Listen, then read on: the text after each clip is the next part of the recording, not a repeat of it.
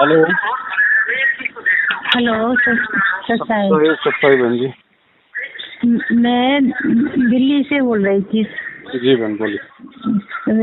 द्वारका से। जी। तो शायद ये मैंने क्या कहते हैं, मैंने अभी 7-8 दिन हुए हैं नाम दीक्षा ली थी। जी। मैं जानती तो कुछ नहीं हूँ। मैंने यूट्यूब पे गुरु जी का वो देखा, महाराज जी का प्रोग्राम देखा था।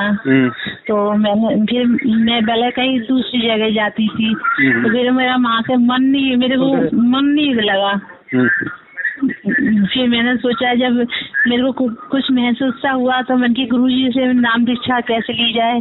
तो अब मुझे तो इस बारे में जानकारी नहीं थी, फर्स्ट टाइम बातें करी थी। तो वहाँ से मैंने नाम दीक्षा ली थी।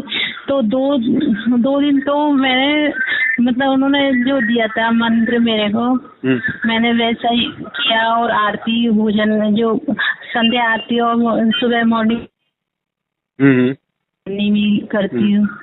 और मतलब 2-3 दिन के बाद में मतलब मेरे को फिर वही कंडीशन से होने लगी जैसे मेरा शरीर जैसा था। तो मतलब ये मेरे को समझ नहीं आया ऐसा क्यों हुआ। अब मतलब नींद आती है मेरे को।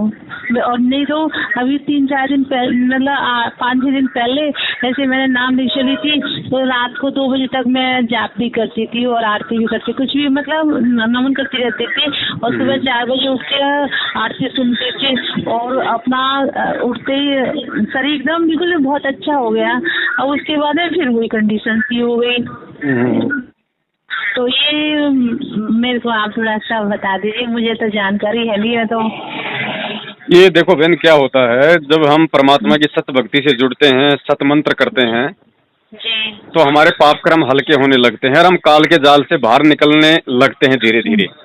जी, तो काल भगवान को ही अच्छा नहीं लगता बहन। वो भी तो, उसने भी तो गुप्त रूप में, सूक्ष्म रूप में अपने एजेंट हर जगह छोड़े हुए होते हैं। जी, तो वो भी ये चाहता है कि मतलब ये नाम लेने के बाद में आत्मा के ऊपर वो भी पूरा दबाव बनाए रखता है। जी, ये आलस से आना, भक्ति में मन ना लगना, ये सब काल की प्रेरणा होती है, काल के दबाव से होता है। तो हमने थोड़ा सा गुरुजी के ज्ञान को आधार बनाना पड़ेगा। हमें ज्यादा से ज्यादा गुरुजी के सत्संग सुनने पड़ेंगे, क्योंकि जब हम परमेश्वर की वाणियां सुनेंगे तो हमारे क्या होता है बहन, हमारे पाप कर्म कटते हैं इन वाणियों से, क्योंकि ये परमेश्वर की वाणियां हैं। तो ये हमारी भक्ति की खुराक है। मंत्र करना, आरतियां करना, सत्संग सुनना, शब्द सुनना, इन सब के लगातार सुनते रहने से हमारे पाप कर्म हल्के होते जाएंगे। तो एक समय ऐसा आएगा, फिर हम जब मंत्र करेंगे तो हमें किसी प्रकार का कोई आलस्य नहीं आएगा, हमें आनंद आने लगेगा। हाँ, और क्या कि मैं जैसे करती हूँ ना, आरती करती हूँ, आरती में सो जाती हूँ। तो हाँ, हो जाता है बहन जी, क्योंकि काल भगवान का बहुत ज्यादा प्रेशर होता है ना शुरुआत में। तो ऐसी बात नहीं है, लेकिन इसमें कोई घबराने की जरूरत नहीं कि भाई मेरा कोई नामखंड हो गया होगा या क्या बात है, ऐसा क्यों हो गया।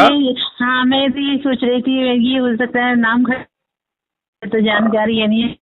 ऐसा कुछ नहीं है, मन में कोई शंका नहीं लाना चाहिए। हमें और ज्यादा, हमें परमात्मा से प्रार्थना करते हुए, हमें गुरुदेव के सत्संग वाणियां, नित्य नियम है कि नहीं, हमें इस तरीके से हमें सुनते रहना, हमें उस मालिक का। हाँ, तो मतलब ये खंडित मतलब मैं समझने क्या खंडित क्या चीज कैसे हो जाता है। नहीं, क्या होता है बहन जी कि जैसे गुरुजी ने हमें जो नाम दे दिया, और नाम के साथ परमात्मा ने हमें कुछ नियम बता दिए, 11-12 नियम। हाँ, अब वो नियम टूट जाने से गुरुजी ने कहा कि भाई तुम्हें बीड़ी नहीं पीनी, सिगरेट नहीं पीनी, किसी का जूठा नहीं खाना, वो नहीं करना, कोई जो गलत काम करता उसमें सहयोग नहीं देना। अब यदि हमारे से यदि उनमें कोई त्रुटि हो जाती है तो फिर क्या होता है कि बहन, नाम अपना काम करना बंद कर देता है, क्योंकि ये सूक्ष्म भक्ति है, ऑटोमेटिक सिस्टम है ये। जैसे हमारे घर में लाइट आ रही है और यदि हम तार को कहीं से, यदि हम प्लास से यदि हम उसकी कटिंग कर देंगे वायर की, तो हमारे बल्ब वगैरह सब जलना बंद हो जाएगा।